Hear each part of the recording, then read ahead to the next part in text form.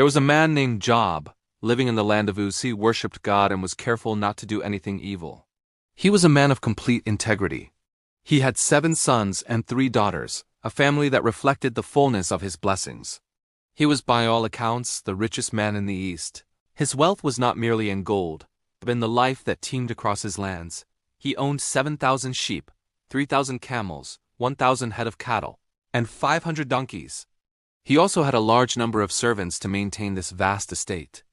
Job was a man of ritual and deep intercession.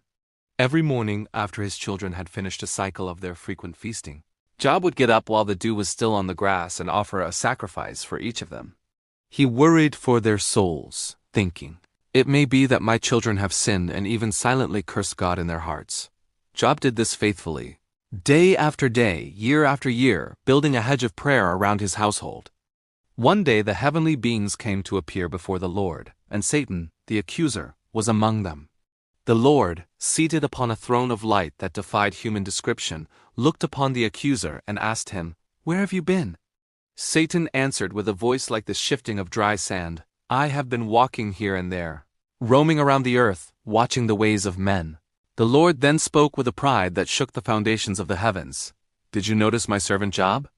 There is no one on earth as faithful and good as he is. He worships me and is careful not to do anything evil." But Satan, ever the cynic, replied with a sneer, "Would Job worship you if he got nothing out of it? You have always protected him and his family and everything he owns. You bless everything he does, and you have given him enough cattle to fill the whole country. You have built a wall of fire around him. But now, I dare you, stretch out your hand and take away everything he has. He will curse you to your face." Before we continue, please like and subscribe. It really makes a difference, and please become a channel member to be a part of this godly community. The Lord, knowing the fabric of Job's soul, said to Satan, "All right, everything he has is in your power. But you must not hurt Job himself." And with that cold permission, Satan left the Lord's presence to descend upon the unsuspecting valley of Uz. The catastrophe did not come in waves, it came as a flood. One day, while Job's children were eating and drinking wine in their oldest brother's house, a day of joy and celebration, a messenger came running to Job, gasping for breath, his face pale with terror. He said, "We were plowing the fields with the oxen, and the donkeys were grazing nearby when the Sabaeans attacked. They swept down and carried them off. They killed all your servants with the sword, and I am the only one who escaped to tell you." Before the words had even settled in the air, another messenger arrived, his clothes scorched. He cried out, "The fire of God lightning struck the sheep and the shepherds and killed them all. It fell from the sky like a hammer, and I am the only one who escaped to tell you."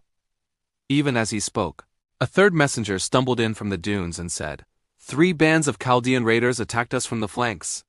They took the camels and slaughtered the men, and I am the only one who escaped to tell you."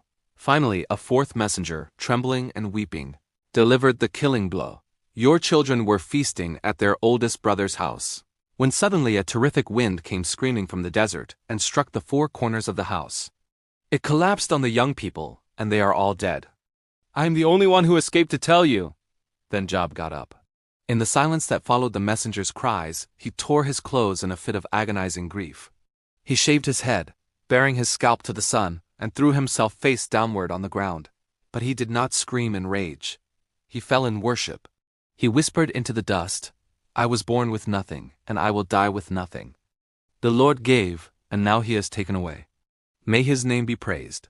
In spite of the total annihilation of his life's work and his heart's joy, Job did not sin or blame God, but the accuser was not finished. He returned to the heavenly courts and argued that a man will give up everything he has just to save his own skin. "Touch his bone and his flesh," Satan challenged, "and he will curse you."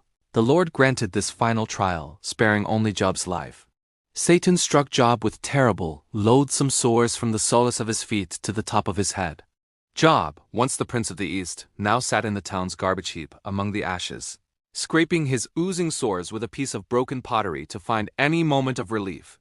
His wife, watching the man she loved disintegrate, cried out in her own brokenness, "Are you still as faithful as ever? Curse God and die." But Job looked at her with eyes full of pain and clarity.